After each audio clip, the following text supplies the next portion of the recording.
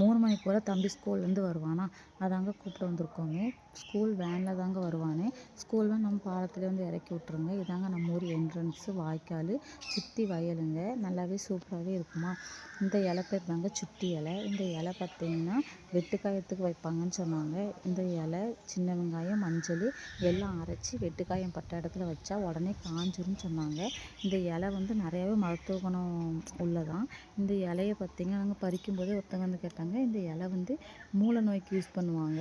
இதை வந்து யாருக்கு மூலம்னு கேட்டாங்க. நாங்கள் மூல நோய்க்கெலாம் பறிக்கலை, வெட்டுக்காயம் பட்டிருக்கு, அதனால தாங்க பறிச்சுக்கிட்டு இருக்கோன்னு சொன்னோம். இது வந்து மூல நோய்க்கும் அவ்வளோ நல்லதான். இந்த இலை நீங்கள் பார்த்துருந்தீங்கன்னா மூல நோய் உள்ளவங்களும் யூஸ் பண்ணிக்கோங்க, நல்லாவே யூஸ்ஃபுல்லாக இருக்கும்னு சொல்கிறாங்க.